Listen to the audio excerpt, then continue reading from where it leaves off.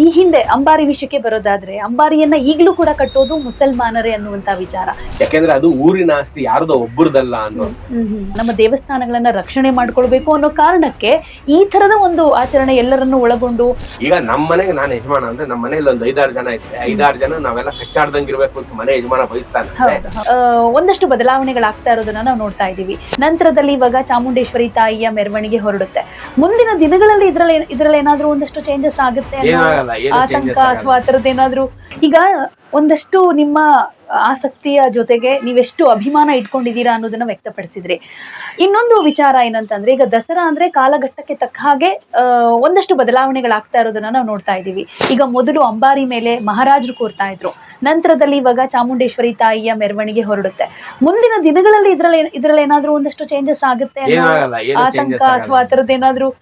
ಏನು ಚೇಂಜಸ್ ಆಗಲ್ಲ. ಇದು ನೋಡಿ, ಮಹಾರಾಜರಿಂದ ಅಂಬಾರಿ ಕೂತಿದ್ದೆ ಒಂದ್ ಕಥೆ ಇದೆ. 74ನೇ ಇಸ್ವಿನಲ್ಲಿ ಮಹಾರಾಜರು ತೀರೋದ್ರು.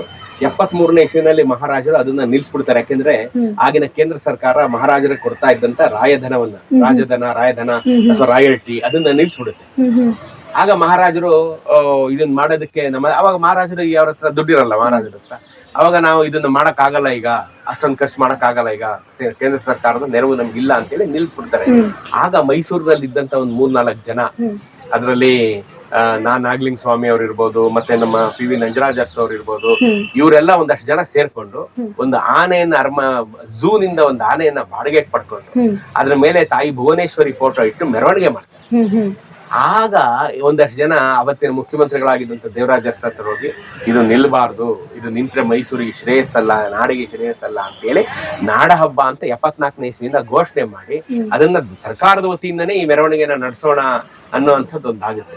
ಸೊ ಅದನ್ನ ಈ ಸ್ಟಾಪ್ ಗ್ಯಾಪ್ ಅರೇಂಜ್ಮೆಂಟ್ ಅಲ್ಲಿ ಈ ದಸರಾ ನಿಲ್ದೇ ಇದ್ದಂತೆ ನೋಡ್ಕೊಂಡ ಕೀರ್ತಿ ನಮ್ಮ ಅವತ್ತಿನ ಕನ್ನಡ ಚಳವಳಿ ಹೋರಾಟಗಾರರಾದಂತ ನಾಗಲಿಂಗ ಸ್ವಾಮಿ ಅಂತ ಒಬ್ಬ ಸಾಮಾನ್ಯ ಮನುಷ್ಯ, ಅವ್ರನ್ನ ನಾವಿವತ್ತು ನೆನ್ಕೋಬೇಕು. ಮತ್ತು ನಮ್ಮ ಮೈಸೂರಿನ ಇತಿಹಾಸಕಾರರಾದಂತ ನಂಜರಾಜ್ ಅವ್ರನ್ನ ನೆನ್ಸ್ಕೋಬೇಕು. ಇನ್ನೊಂದೆಷ್ಟು ಜನ ಇದ್ದಾರೆ, ಅವ್ರನ್ನೆಲ್ಲಾರು, ಇವರೆಲ್ಲ ಒಂದು ತಂಡ, ಅವ್ರನ್ನೆಲ್ಲಾರನ್ನು ನಾವು ನೆನ್ಸ್ಕೋಬೇಕು. ಅವ್ರು ಇದು ನಿಲ್ಲಕ್ ಬಿಡಬಾರ್ದು ದಸರಾನ ಅಂತ ಹೇಳಿ ಆನೆಯನ್ನ ಬಾಡಿಗೆ ತಂದು ಭುವನೇಶ್ವರಿ ತಾಯಿ ಫೋಟೋ ಇಟ್ಕೊಂಡು ಮೆರವಣಿಗೆ ಮಾಡಿದ್ರು. ಅದಕ್ಕೆ ಡೊಳ್ಳು ಕುಣಿತ ಅವರು ಒಂದು 4 ನಂದಿ ಕಂಬ, ಡೊಳ್ಳು ಕುಣಿತ ಒಂದು 4 ಬ್ಯಾಚ್ ಇಟ್ಕೊಂಡೆ ಮೆರವಣಿಗೆ ಮಾಡಿದ್ರು. ದಸರಾ ಮೆರವಣಿಗೆ ಇದು ಅಂತ. ಅವಾಗ ದೇವರಾಜ ಅರಸು ಅವ್ರಿಗೆ ಜ್ಞಾನೋದಯ ಆಗಿ ಇದನ್ನ ನಾಡ ಹಬ್ಬ ಅಂತ ಘೋಷಣೆ ಮಾಡಿದ್ರು. ಸೊ ಹಾಗಾಗಿ ಇದು ಎಂದಿಗೂ ನಿಲ್ಲಲಾರದು, ಇದು ನಿಲ್ಲಕ್ ಸಾಧ್ಯವೇ ಇಲ್ಲ. ಇದು ಇನ್ನು ಹೆಚ್ಚುತ್ತಾ ಇದೆ. ಇದು ಇನ್ನು ಈ ಸಂಭ್ರಮ, ಇದಕ್ಕೆ ತಗೊಳ್ಳುವಂತ ಖರ್ಚು ವರ್ಷದಿಂದ ವರ್ಷಕ್ಕೆ ಹೆಚ್ಚುತ್ತಾನೆ. ಇದನ್ನ ನೀವು ನೋಡ್ಬೋದು, ಪ್ರತಿ ವರ್ಷನೂ ಇದು ಹೆಚ್ಚುತ್ತಾ ಇದೆ. ಈಗ ದಸರಾ ಲೈಟಿಂಗ್ ಅಂತ ಏನ್ ನೋಡ್ತಾ ಇದೀರ, ಅದು ಕೆಲ ವರ್ಷಗಳ ಹಿಂದೆ ಇರ್ಲಿಲ್ಲ. ನಮ್ ಕಾಲದಲ್ಲಂತೂ ಈ ತರ ಲೈಟಿಂಗ್ ಎಲ್ಲ ಇರ್ಲಿಲ್ಲ, ಬರೀ ಅರಮನೆ ಮಾತ್ರ ಲೈಟಿಂಗ್ ಇತ್ತು. ಈಗ ಇಡೀ ಮೈಸೂರೇ ಸಿಂಗಾರ. ನೀವು ಕೊಳಂಬಿ ಏಷ್ಯಾ ಇಂದ ಎಂಟರ್ ಆಗ್ಬಿಟ್ರೆ, ನೀವು ರಿಂಗ್ ರೋಡ್ ಇಂದ ಆ ಕಡೆ ರಿಂಗ್ ರೋಡ್ ವರ್ಗು ಮೈಸೂರಲ್ಲಿ ನೀವು ಕಣ್ಣು ಹಗಲು ರಾತ್ರಿ ಎರಡು ಒಂದೇ ತರ ಕಾಣ್ತಾರೆ, ಅಷ್ಟು ಬೆಳಕು. ಹೌದು, ಖಂಡಿತ. ಅದಂತೂ ವಿಜೃಂಭಣೆ ಕಾಣಿಸುತ್ತೆ. ಈಗ ಜಗದ್ವಿಖ್ಯಾತ ದಸರಾ ಅಂತ ಕರೆಸ್ಕೊಳ್ತಿದೆ ಅನ್ನೋದ್ರ ಜೊತೆಗೆ ಮುಂದಿನ ದಿನಗಳಲ್ಲಿ ಒಂದು ಸಾಧ್ಯತೆ ಅಂತ ಅಂದ್ರೆ ಯುನೆಸ್ಕೋಗೆ ಅದರ ಅಡಿಯಲ್ಲಿ ಮಾನ್ಯತೆಯನ್ನ ಪಡೆದುಕೊಳ್ಳುವಂತಹ ಸಾಧ್ಯತೆಗಳ ಬಗ್ಗೆ ಮಾತಾಡೋದಾದ್ರೆ, ಆ ರೀತಿಯ ಅದೊಂದು ಆಲೋಚನೆಯನ್ನ ಇಟ್ಕೊಂಡು ಹೇಳೋದಾದ್ರೆ ಹೇಗನ್ಸುತ್ತೆ ಮುಂದಿನ ದಿನಗಳಲ್ಲಿ? ಗೊತ್ತಿಲ್ಲ ಇದು ಏನಾಗುತ್ತೆ ಅಂತ, ಯುನೆಸ್ಕೋಗೆ ಸೇರುತ್ತೆ ಅಂತ ಗೊತ್ತಿಲ್ಲ. ಸೇರಿದ್ರೆ ಬಹಳ ಸಂತೋಷ, ನಮಗೂ ಒಂದು ಹೆಮ್ಮೆ ಆಗುತ್ತೆ. ಮತ್ತೆ ಪ್ರಪಂಚದ ಭೂಪಟದಲ್ಲಿ ಮೈಸೂರು ಈಗಾಗಲೇ ಪ್ರಪಂಚದ ಭೂಪಟದಲ್ಲಿ ಮೈಸೂರು ದಸರಾ ತನ್ನದೇ ಆದಂತ ಸ್ಥಾನವನ್ನು ಪಡೆದಿದೆ. ಪ್ರತಿ ಮೈಸೂರು ದಸರಾದಲ್ಲೂ ಇದು ಪ್ರತಿ ಮೈಸೂರು ದಸರಾ ನಡೀಬೇಕಾದ್ರೆ ಇದು ಪ್ರಪಂಚದ ಎಲ್ಲ ಪ್ರಮುಖ ಟಿವಿಗಳಲ್ಲಿ, ವೃತ್ತಪತ್ರಿಕೆಗಳಲ್ಲಿ ಇದು ಬರುತ್ತೆ. ಸೊ ಮೈಸೂರಲ್ಲಿ ದಸರಾ ಈ ರೀತಿಯಾಗಿ ನಡೀತು ಅಂತ ಬರ್ತಿರುತ್ತೆ. ಸೊ ಹಾಗಾಗಿ ಯುನೆಸ್ಕೋ ಮಾನ್ಯತೆ ಬಂದ್ರೆ ಅದಕ್ಕೊಂದು ಗರಿ ಆಗುತ್ತೆ ಅಷ್ಟೇ. ಇದು ಯುನೆಸ್ಕೋ ಮಾನ್ಯತೆ ಬಂದ್ರೆ ಯುನೆಸ್ಕೋಗೊಂದು ಗರಿ ಹೊರತು ಮೈಸೂರು ದಸರಾ ಆಗಲ್ಲ. ಮೈಸೂರು ದಸರಾ ಹಾಗೇನೆ ಜಗತ್ತಿನ ಎಲ್ಲರ ಮನಸ್ಸಿನಲ್ಲಿ ಸ್ಥಾಯಿಯಾಗಿ ಉಳ್ಕೊಂಡ್ಬಿಟ್ಟಿದೆ. ಯುನೆಸ್ಕೋದಿಂದ ನಮಗೇನು ಗರಿ ಸಿಕ್ಕಂಗಾಗಲ್ಲ, ಯುನೆಸ್ಕೋದವ್ರಿಗೆ ಒಂದು ಗರಿ ಸಿಕ್ಕಂಗಾಗುತ್ತೆ ಅಂತ. ಓಕೆ. ಇನ್ನಾಗ್ಲೇ ಹೇಳ್ತಾ ಇದ್ರಿ ಜಾತಿ ಧರ್ಮ ಎಲ್ಲೆಗಳನ್ನ ಮೀರಿದ್ದು ಅಂತ. ಈ ಹಿಂದೆ ಅಂಬಾರಿ ವಿಷಯಕ್ಕೆ ಬರೋದಾದ್ರೆ ಅಂಬಾರಿಯನ್ನ ಈಗಲೂ ಕೂಡ ಕಟ್ಟೋದು ಮುಸಲ್ಮಾನರೇ ಅನ್ನುವಂತ ವಿಚಾರ. ಈ ಪದ್ಧತಿ ಹೇಗೆ ರೂಢಿ ಆಯ್ತು ಅಂತ? ಪ್ರತಿಯೊಂದು ನೀವು ದಸರಾಗೆ ಹೋಗ್ಬೇಡಿ, ಪ್ರತಿಯೊಂದು ದೇವಸ್ಥಾನದಲ್ಲೂ, ಪ್ರತಿಯೊಂದು ಊರಿನ ಪ್ರತಿಯೊಂದು ದೇವಸ್ಥಾನದಲ್ಲೂ ಎಲ್ಲ ಜಾತಿ ಧರ್ಮದವ್ರಿಗೂ ಒಂದೊಂದು ಕೆಲಸ ಕೊಟ್ಟಿರ್ತಾರೆ. ಯಾಕೆಂದ್ರೆ ಅದು ಊರಿನ ಆಸ್ತಿ, ಯಾರದೋ ಒಬ್ಬರದಲ್ಲ ಅನ್ನುವಂತ ಅರ್ಥ ಆಯ್ತಲ್ಲ.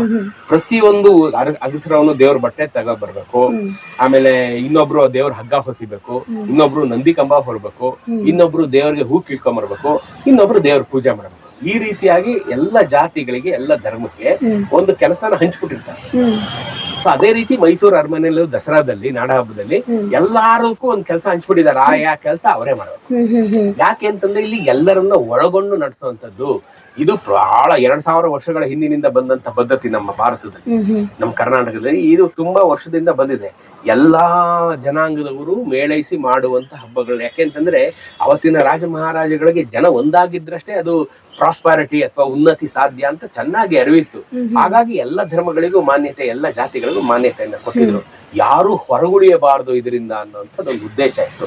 ಅದನ್ನ ದಸರಾದಲ್ಲೂ ಪಾಲಿಸ್ತಾರೆ.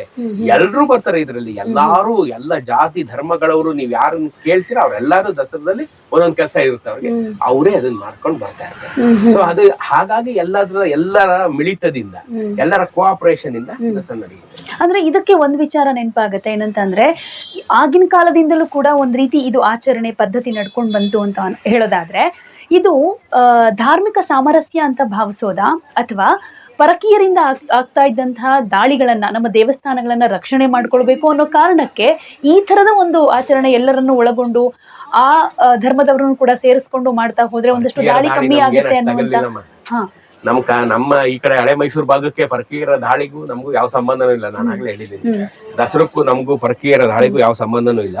ಸೊ ಹಂಗಾಗಿ ಇದು ಎಲ್ಲರ ಸಾಮರಸ್ಯ. ಎಲ್ಲಾರು ಊರಲ್ಲಿ ಒಂದು ಊರು ಅಂದ್ರೆ ಅದೊಂದು ಮನೆ. ಈಗ ನಮ್ಮ ಮನೆಗೆ ನಾನು ಯಜಮಾನ ಅಂದ್ರೆ ನಮ್ಮ ಮನೇಲಿ ಒಂದು 5-6 ಜನ ಇದ್ರೆ 5-6 ಜನ ನಾವೆಲ್ಲ ಕಚ್ಚಾಡ್ದಂಗಿರ್ಬೇಕು ಅಂತ ಮನೆ ಯಜಮಾನ ಬಯಸ್ತಾನಂದ್ರೆ, ಹಾಗೆ ಊರಿನ ಯಜಮಾನ ಊರಲ್ಲಿ 50 ಮನೆ ಇದ್ರೆ 50 ಮನೆಗೆ ಒಂದು 20 ಜಾತಿ ಇದ್ರೆ ಎಲ್ರು ಒಂದಾಗಿರ್ಬೇಕು ಅಂತ ಬಯಸ್ತಾನೆ. ಅದು ಪ್ರತಿ ರಾಜನ, ಮಾಂಡಲಿಕನ, ಪಾಳ್ಯಗಾರನ, ಸಾಮಂತನ ಕರ್ತವ್ಯ. ಸೊ ಹಂಗಾಗಿ ಎಲ್ಲ ರಾಜ ಮಹಾರಾಜರುಗಳು, ಸಾಮಂತರು, ಮಾಂಡಲಿಕರು ಇವರೆಲ್ಲರೂ ಊರು ಚೆನ್ನಾಗಿರ್ಬೇಕು. ಯಾಕೆಂದ್ರೆ ಎಲ್ರೂ ತೆರಿಗೆ ಕೊಡ್ತಾರೆ, ಎಲ್ರೂ ಬೆಳೆ ಬೆಳಿತಾರೆ, ಎಲ್ರೂ ಕಷ್ಟಪಡ್ತಾರೆ. ಪ್ರಜೆಗಳೇ ಪ್ರಮುಖ ಅಂತ ಅವತ್ತಿಗೂ ಇತ್ತು. ರಾಜ ಆಳ್ವಿಕೆ ಮಾಡ್ತಾ ಇದ್ದ, ಪ್ರಜೆಗಳ ಹ್ಯಾಪಿನೆಸ್ ಅವನಿಗೂ ಮುಖ್ಯ ಆಗಿತ್ತು. ಪ್ರಜೆಗಳ ಸಂತೋಷದಿಂದ ಇದಾರೆ ಅಂತಂದ್ರೆ ಅವನು ನೆಮ್ಮದಿಯಾಗಿ ನಿದ್ದೆ ಮಾಡ್ಬೋದಿತ್ತು. ಪ್ರಜೆಗಳೇ ಸಂತೋಷದಲ್ಲಿ ಇಲ್ಲ ಅಂದ್ರೆ ಅವನೇನ್ ಮಾಡ್ತಾನೆ ಅನ್ನೋ ಅಂತ ಬಂದಿತ್ತು. ಹಂಗಾಗಿ ಎಲ್ಲ ಇದು ತುಂಬಾ ಹಿಂದಿನ ಕಾಲದಿಂದನೂ ನಡ್ಕೊಂಡ್ ಬಂದಿದೆ. ಅದೇ ದಸರಾ ಬಂದಿದೆ.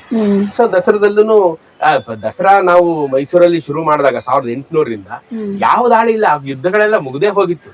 1800 ಆದ್ಮೇಲೆ 1799 4ನೇ ಆಂಗ್ಲೋ ಮೈಸೂರು ಯುದ್ಧವೇ ನಮ್ಮ ನೆಲದಲ್ಲಿ ನಡೆದ ಕೊನೆಯ ಯುದ್ಧ.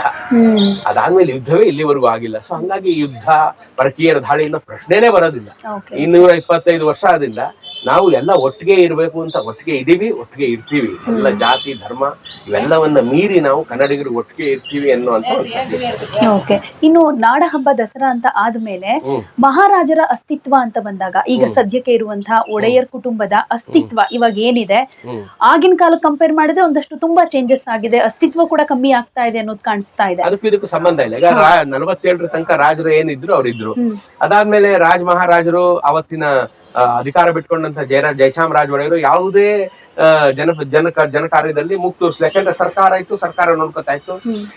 ಎಷ್ಟು ಗಾಂಭೀರ್ಯದಿಂದ, ಎಷ್ಟು ಜತನದಿಂದ, ಎಷ್ಟು ಸ್ವಾಭಿಮಾನದಿಂದ, ಎಷ್ಟು ಒಳ್ಳೆತನದಿಂದ ಅವರು ತಮ್ಮತನವನ್ನ ಕಾಯ್ಕೊಂಡ್ರು ಅಂದ್ರೆ ಇವತ್ತವರೆಗೂ ನಾವು ಅವ್ರು ಗೌರವ ಕೊಡ್ತಾ ಇದೀವಿ. 80 ವರ್ಷ ಸ್ವತಂತ್ರ ಬಂದಕ್ಕೆ ಅವ್ರು ತಂಪಾಡು ತಾವಿದ್ರು. ಎಲ್ಲ ಅಧಿಕಾರ ಕೊಟ್ಬಿಟ್ರು, ತಂಪಾಡು ತಾವು ಅವತ್ತಿಗೂ ಇದ್ರು, ಇವತ್ತಿಗೂ ಇದ್ದಾರೆ. ಈ ದಸರಾ ನಾಡ ಹಬ್ಬ ನಡಿಬೇಕು ಅನ್ನೋದು ಅವತ್ತಿನ ಸರ್ಕಾರದ ಉದ್ದೇಶ ಅಷ್ಟೇ. ಈಗ ಇದೆಲ್ಲ ಹೋದ್ಮೇಲೆ 47ರಲ್ಲಿ ಸರ್ಕಾರ ಎಲ್ಲ ಹೋದ್ಮೇಲೆ ಅವ್ರೇನ್ ಮಾಡೋರು, ದಸರಾನ ತಮ್ಮ ಖಾಸಗಿಯಾಗಿ ಮಾಡ್ಕೊಳ್ತಾ ಇದ್ರು. ಇವತ್ತು ಖಾಸಗಿಯಾಗಿ ಮಾಡ್ಕೊಳ್ತಾರೆ ಅವರು. ತಾವಾಯ್ತು ತಮ್ಮ ಪಾಡಾಯ್ತು ಅಂತ. ಈ ನಾಡ ಹಬ್ಬ ಮಾಡ್ತಾ ಇರೋರು ಯಾರು? ನಾವು ಪ್ರಜೆಗಳ ಪ್ರಭುಗಳು, ಅಂದ್ರೆ ಪ್ರಜಾಪ್ರಭುತ್ವ, ನಾವು ಸರ್ಕಾರ, ಇದು ಜನರಿಗಾಗಿ ಮಾಡ್ತಾ ಇರೋದು. ಹಾಗಾಗಿ ನಾವು ಇಲ್ಲಿ ರಾಜ ಮಹಾರಾಜರ ಪ್ರೆಸೆನ್ಸ್ ಅನ್ನೋ ಪ್ರಶ್ನೆನೇ ಬರೋದಿಲ್ಲ.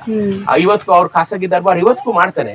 ನೀವು ಖಾಸಗಿ ದರ್ಬಾರ್ಗೆ ಆಹ್ವಾನಿತರಾಗಿದ್ರೆ ನೀವು ಹೋಗ್ಬೋದು, ಇಲ್ಲ ಅಂದ್ರೆ ನೀವು ಹೋಗಂಗಿಲ್ಲ. ಯಾಕಂದ್ರೆ ಅದು ಅವ್ರ ಮನೆ ಪೂಜೆ ಆಗೋದಿಲ್ಲ. ಮೊದ್ಲು ಆ ಮನೆ ಅನ್ನೋದು ಮೈಸೂರು ಪೂರ್ತಿ ಇತ್ತು. ಈಗ ಮನೆ ಅನ್ನೋದು ಬರೀ ಅರಮನೆಗೆ ಮಾತ್ರ ಸೀಮಿತ ಆಗಿದೆ. ಅಷ್ಟ್ ಮಾತ್ರ ಮಾಡ್ಕೊಂಡ್ ಬಂದಿದ್ದಾರೆ ಅವರು. ಈಗ ನಾವು ರಾಜ ಮಹಾರಾಜರು ಈಗ ನಮ್ಮ ಮಾತೆಲ್ಲ ಅವ್ರೇನು ಇಲ್ಲ, ಆ ತರದ್ ಏನು ಇಲ್ಲ. ಅವ್ರ ಆ ತರದ್ ಎಕ್ಸ್ಪೆಕ್ಟ್ ಮಾಡೋರಲ್ಲ, ಆ ತರ ಬದುಕವರು ಅಲ್ಲ, ಆ ತರ ಬದುಕದವರು ಅಲ್ಲ. ತಾವಾಯ್ತು ತಂಪಾಡಾಯ್ತು ಅಂತ ಇರುವಂತ ಬಹಳ ಸ್ವಾಭಿಮಾನಿ ಜನ ಮಹಾರಾಜರು ಅಂತಂದ್ರೆ. ಅವ್ರು ಇವತ್ತಿಗೂ ಅದೇ ಗತ್ತಲ್ಲಿ, ಅದೇ ಒಳ್ಳೆತನದಲ್ಲಿ ಇದ್ದಾರೆ.